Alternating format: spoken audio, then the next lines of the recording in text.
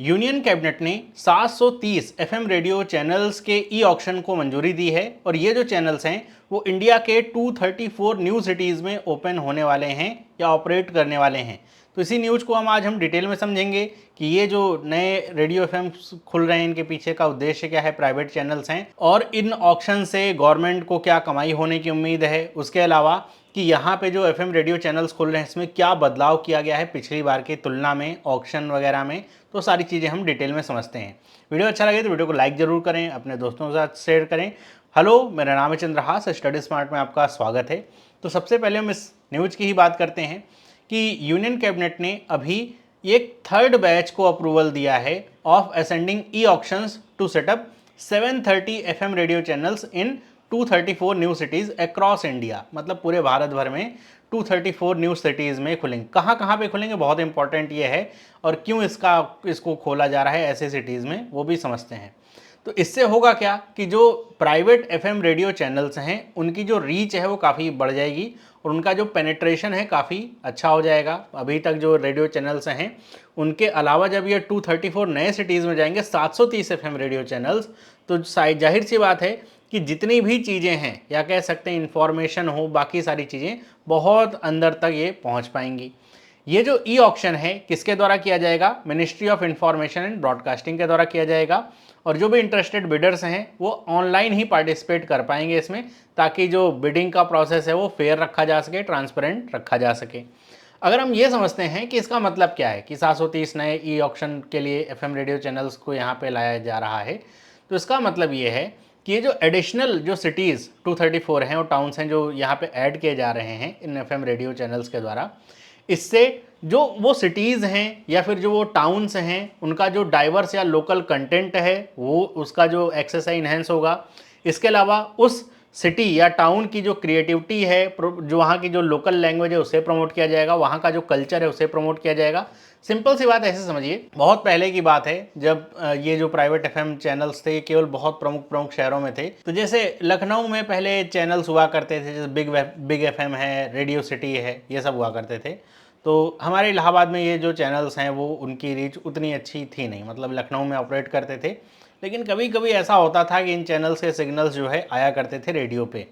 तो अगर मान लीजिए ऐसे हैं भी या लखनऊ तक का ये चैनल है, तो आसपास का जो इलाका हो गया जैसे रायबरेली हो गया और वह आसपास के जो शहर है वहाँ पे इसके सिग्नल्स जाएंगे भी, तो उस रेडियो चैनल पे बात तो केवल लखनऊ की ही होगी, वहाँ की ही चर्चा सारी होती है। तो ऐसे में जो बाकी के आसपास के शहर जहाँ पे सिग्नल जा भी रहा है तो वहाँ की चर्चा नहीं होगी। लेकिन अगर ऐसे जो नए सिटीज़ ऐड किए जाएंगे, नए चैनल्स यहाँ पे आएंगे, तो वहाँ ऐसे शहर जहाँ पे अभी तक रेडियो चैनल नहीं है उनकी भी बात जो है आएगी, उनको भी फोकस मिलेगा, उनके यहाँ का कल्चर, उनके यहाँ का खान पान, उनके यहाँ पे जो फार्मिंग की कंडीशन है, वेदर कंडीशन कैसी रहने वाली है, वहाँ के किसानों को सही जानकारी प्राप्त हो पाएगी, वो सारी चीज़ें हो पाएंगी। इसके साथ साथ उन शहरों में जो एम्प्लॉयमेंट अपॉर्चुनिटीज़ हैं वो भी जनरेट होंगी, नई अपॉर्चुनिटीज़ बनेंगी और गवर्नमेंट की जो आउटरीच है वो भी यहाँ पे स्ट्रेंथन होगी। मतलब ऐसे एरियाज़ में गवर्नमेंट की जो स्कीम्स चल रही हैं आम जनों के लिए, किसानों के लिए, बाकी जो व्यक्ति हैं उनके लिए, वो सारी स्कीमें उन व्यक्तियों तक पहुँच पाएगी। अब ऐसे में गवर्नमेंट अपनी तरफ से प्रयास मान लीजिए करती है कि जो उसकी स्कीम्स हैं ज़्यादा से ज़्यादा लोगों तक पहुँचे। फिर भी ऐसे कुछ इलाके होते हैं या कुछ ऐसे शहर हैं जहाँ पर ये जो स्कीम्स हैं उतनी अच्छी प्रचारित नहीं हो पाती हैं, वहाँ पे रेडियो चैनल वगैरह नहीं है, तो उस वजह से लोग पीछे रह जाते हैं। तो अगर रेडियो चैनल्स के माध्यम से ये न्यूज़ आएगी तो काफ़ी डीपर पेनेट्रेशन होने की उम्मीद है। और ये जो शहर हैं 234 ये ज़्यादातर टीयर 2 और टीयर 3 सिटीज़ या टाउन्स होने वाले हैं। ये जो गवर्नमेंट की वोकल फॉर लोकल जो कह सकते हैं एक तरह का इनिशिएटिव है उससे अलाइन करता है ये जो पूरा प्रोग्राम है 730 एफएम रेडियो चैनल्स का। और जो कम्युनिकेशन गैप है अंडर सर्व्ड रीजन्स में, जहाँ पे अभी तक एफएम रेडियो चैनल्स का जो पेनेट्रेशन है नहीं हुआ है, उसको फुलफ़िल करने का काम करेगा। ये सारी बातें बताई गई और आपको ये भी पता होना चाहिए इंफॉर्मेशन ब्रॉडकास्टिंग मिनिस्टर कौन है? अश्विनी वैष्णव। आगे अगर मैं आपको बताऊं कि ये कौन कौन सी सिटीज़ हैं, बहरहाल एग्जाम के पॉइंट ऑफ व्यू से आपको याद नहीं रखने की जरूरत है कि कौन कौन से सिटीज़ हैं। 234 सिटीज़ हैं, सबके नाम नहीं याद रखने।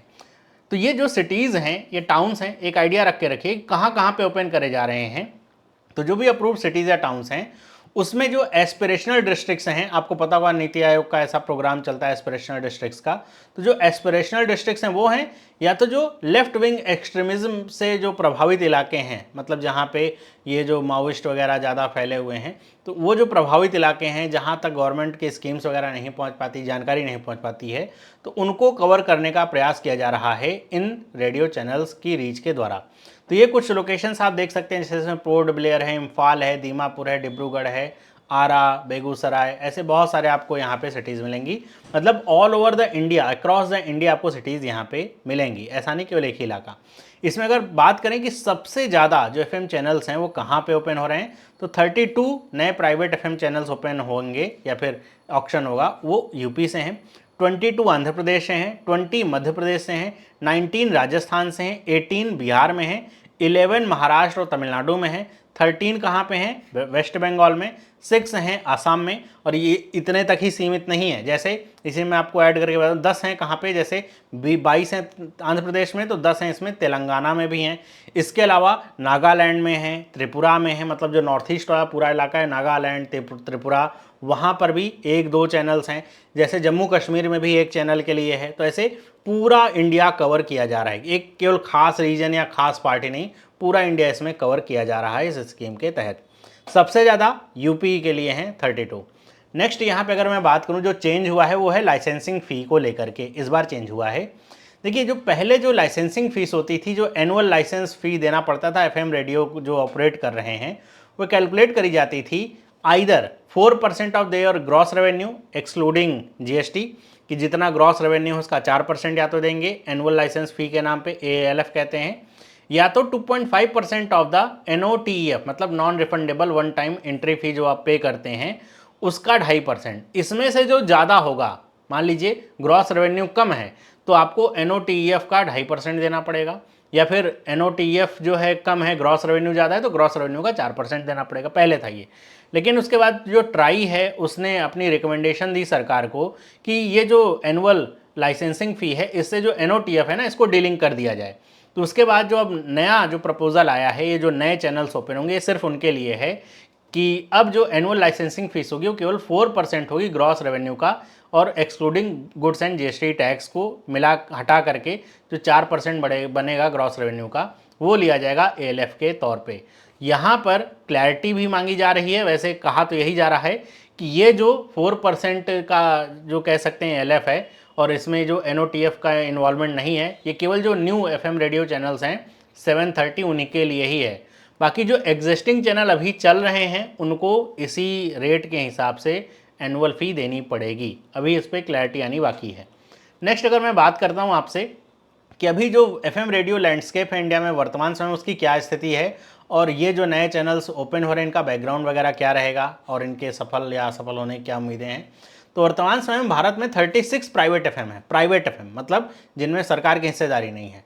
और ये जो प्राइवेट FM ब्रॉडकास्टर्स हैं वो 388 FM रेडियो स्टेशन चला रहे हैं भारत के 113 सिटीज़ में।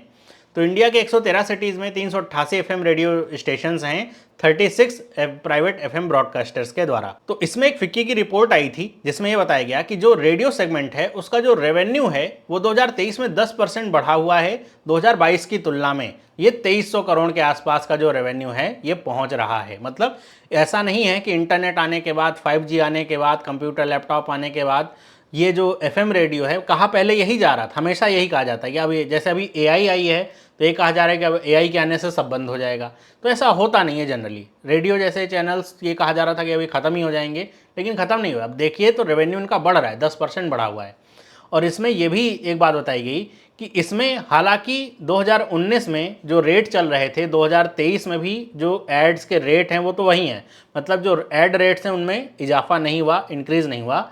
लेकिन यहाँ पे ये देखा गया कि जो एडवर्टाइजिंग वॉल्यूम है, मतलब कि जितने नंबर ऑफ एड्स हैं वो 19% बढ़ गए हैं 2023 में कंपेयर टू 2022। मतलब ऐसे समझिए कि 1/5 का इंक्रीज हुआ है एडवर्टाइजिंग वॉल्यूम में। मतलब ऐसे समझिए कि पहले मान लीजिए कि अगर 5 ऐड आ रहे थे तो इसका 1/5 अब 6 ऐड आने लगे हैं, मिलने लगे हैं प्रचार करने के लिए। तो इन्होंने अपना ऐड रेट तो नहीं बढ़ाया, लेकिन अपना जो स्केल है ऐड का कि कितने उनको मिलेंगे वो बढ़ा लिया है। तो यहाँ पे ये भी बताया जा रहा है कि जो ग्रोथ है किस वजह से हुई, कि रिटेल और जो लोकल एडवर्टाइजिंग है उसकी वजह से हुई है, और जो अल्टरनेट रेवेन्यू स्ट्रीम्स हैं उनकी वजह से ये जो इंक्रीज़ है देखा जा रहा है। सिंपल सी बात है, जब ये चैनल्स एक खास सिटी, खास टाउन के लिए होंगे तो वहाँ का जो लोकल एडवर्टाइजिंग होता है वो भी बढ़ जाता है। सबको चाहिए कि उनकी दुकान का, उनके बिजनेस का प्रचार हो, तो इस वजह से जो लोकल एडवर्टाइजिंग है वो बढ़ती है और वहाँ से ये रेवेन्यू अर्न करते हैं। अगर बात करें भारत के कुछ पॉपुलर प्राइवेट या सरकारी दोनों को मिला करके कुछ चैनल्स, तो सबसे ज़्यादा जो पॉपुलर है वो तो सरकार का ही चैनल है, ऑल इंडिया रेडियो, AIR के नाम से आप सब लोग जानते होंगे। ये सबसे पॉपुलर है, सबसे पुराना कह सकते हैं। रेडियो मिर्ची है, बिग FM है, रेड FM है, रेडियो सिटी है, ऐसे ये प्रमुख हैं। इसके अलावा और भी बहुत सारे होंगे। आई होप आपको अगर उनके नाम पता होंगे तो आप नाराज़ नहीं होंगे कि इसमें मैंने शामिल नहीं किया, केवल एक एग्जाम्पल मैंने बताया। कुछ ऐसे नाम हैं जिनको सब लोग लगभग जानते हैं। तो अगर इसमें देखा जाए सबसे बड़ा कह सकते हैं पेनिट्रेशन है वो ऑल इंडिया रेडियो का है। बहुत फैला हुआ, ये बहुत पहले से चल भी रहा है। पहले आपको अगर याद हो, लेकिन हो सकता है याद ना हो आपको, तो पहले जैसे ऑल इंडिया रेडियो है ना, तो जैसे अभी BBC है उसका भी एक चैनल हुआ करता था। बाद में उन्होंने रेवेन्यू कम था और इस वजह से वो सारी बातें करके उसको हटा लिया था कि अब हम प्रचारित नहीं करेंगे या फिर उस पर अब हम काम नहीं करेंगे। बहरहाल ऑल इंडिया रेडियो चल रहा है अच्छे से। बाकी भी ये उम्मीद करी जा रही है कि जो नए अब FM चैनल्स आएंगे वो भी अच्छे से चलेंगे। ये ध्यान रखिएगा कि 730 नए ब्रॉडकास्टर्स नहीं ऐड हो रहे हैं, 730 FM रेडियो चैनल्स ओपन हो रहे हैं। ब्रॉडकास्टर का मतलब एक ब्रॉडकास्टर ऐसे समझ लीजिए कि क्या है, रेड FM है। तो अब ये रेड FM है तो ये अलग अलग सिटीज़ में अपने जो रेड FM के ब्रांचेस है या कह सकते हैं कि जो स्टेशन है वो ओपन कर सकता है। तो ये 730 नए रेडियो स्टेशंस ओपन हो रहे हैं, ये नए FM ब्रॉडकास्टर्स नहीं हैं। हालांकि ये जो 730 यहाँ पे FM रेडियो चैनल्स ओपन होंगे, इसमें ज़रूरी नहीं कि 36 FM प्राइवेट FM ब्रॉडकास्टर जो पहले से हैं वही आएँ। हो सकता है कुछ नए प्लेयर्स भी इसमें देखने को मिले, वो भी डिपेंड करेगा कि उनको प्रायर अप्रूवल वगैरह लेना पड़ेगा। तो ये है पूरी न्यूज़। आई होप आपको ये चीज़ें समझ में आई होंगी, क्यों ऐसा किया जा रहा है। गवर्नमेंट को अपना जो इन्फॉर्मेशन का जो एरिया है वो बढ़ाना है, उससे बहुत सारे लाभ होंगे। गवर्नमेंट की स्कीम्स पता चलेंगी लोगों को, गवर्नमेंट के द्वारा किए गए काम पता चलेंगे, जो किसानी के लिए जो इन्फॉर्मेशन है, वेदर इन्फॉर्मेशन वो पता चलेगी, लोकल एरिया का जो कल्चर है, जो लोकल एरिया का कंटेंट है वो एडवर्टाइज़ होगा, लोकल लैंग्वेज एडवर्टाइज़ होगी, प्रमोट होगी। उसके साथ साथ एम्प्लॉयमेंट जो जनरेशन है वो भी बढ़ेगा। तो इन सब चीज़ों को देखते हुए ये किया जा रहा है। तो अगर आपको वीडियो समझ में आई है तो वीडियो को लाइक ज़रूर करिए, अपने दोस्तों के साथ शेयर करिए, और इस तरह की वीडियो आप चाहते हैं कि आपसे मिस ना हो तो चैनल को सब्सक्राइब कर लीजिए। मिलते हैं अगली वीडियो में, सभी लोगों को बाय।